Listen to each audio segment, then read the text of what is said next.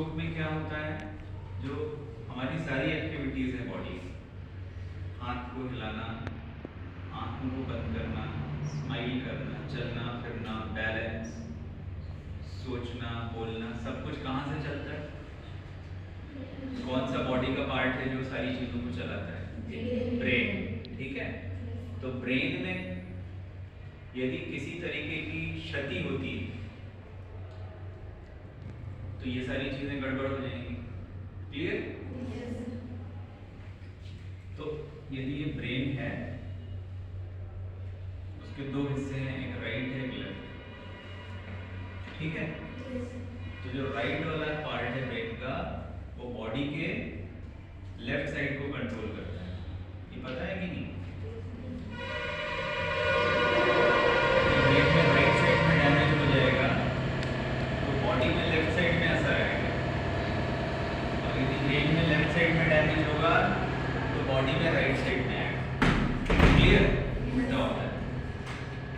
और ब्रेन में क्या होता है, बहुत सारी नसें होती हैं, खून की नसें, जो उसको सप्लाई करती हैं। ब्रेन को खून चाहिए, ब्लड चाहिए, बहुत ज़्यादा ब्लड, बॉडी का एक बड़ा सबसे ज़्यादा खून ब्रेन में जाता है, ऑक्सीजन ब्रेन में जाती है, ग्लूकोज ब्रेन में जाता है। ब्रेन सबसे ज़्यादा और सबसे पहले कंज्यूम करता है। ठीक है, तो इसको यदि अपन एक नस बना लें, ऐसे कोई छोटी सी नस है, ऐसे यहाँ से खून जा रहा है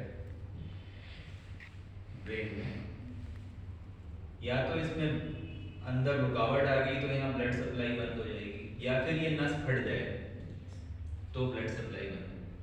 तो जो फट जाता है उसको कहते हैं हेमरेजिक स्ट्रोक, और जो नस क्लॉट हो जाती है, अंदर खून जमा हो जाता है, उसको कहते हैं इश्कीमिक स्ट्रोक। ठीक है, तो ये स्ट्रोक होता है। स्ट्रोक को आम भाषा में क्या कहते हैं? लकवा या पक्षाघात, है ना? उसको अपने को किसी पेशेंट को स्ट्रोक है कि नहीं है ये जानने के लिए एक फॉर्मूला है, इसको कहते हैं फास्ट। पता है किसी को फास्ट के बारे में? तो बता सकता है fast? What is fast in stroke?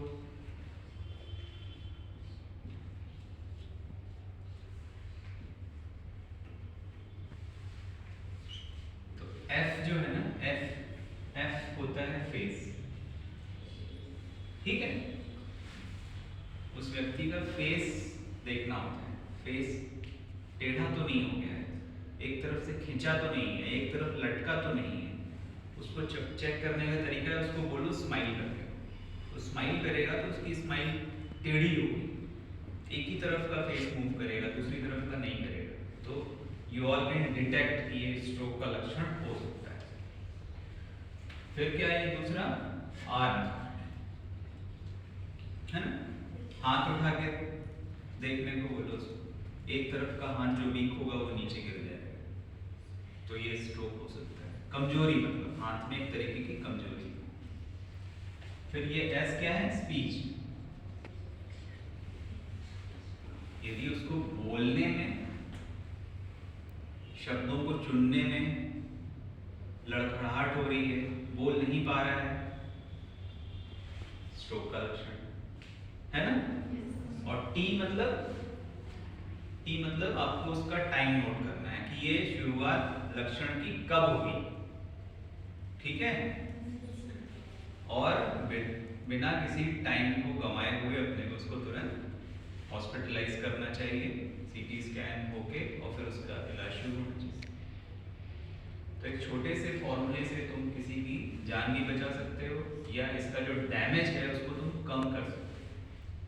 ठीक है, और टाइम में एक चीज और ऐड करना चाहता हूँ कि जो टी है, कुछ पेशेंट्स जो एक निर्धारित समय के अंदर आ जाते हैं, उनमें हम ये स्ट्रोक को पूरी तरीके से ठीक कर सकते हैं। तो कई बार क्या होता है कि लोग टाइम नोट करते ही नहीं है। वो टाइम बहुत जरूरी है। कुछ इंजेक्शंस होते हैं जो उस समय के भीतर आने वाले पे मरीज को दिए जाते हैं, लेकिन डॉक्टर को पता कैसे चलेगा कि ये इतनी ही देरी के भीतर के लक्षण है? क्योंकि घर वाले टाइम नोट नहीं करते। ठीक है, टाइम कब हुआ ये बहुत जरूरी है, और विदाउट वेस्टिंग एनी टाइम आपको पेशेंट को हॉस्पिटल रेफर करना है। ठीक है, और कुछ पूछना है भाई किसी को? इसमें से बहुत सारे पेशेंट्स का लकवा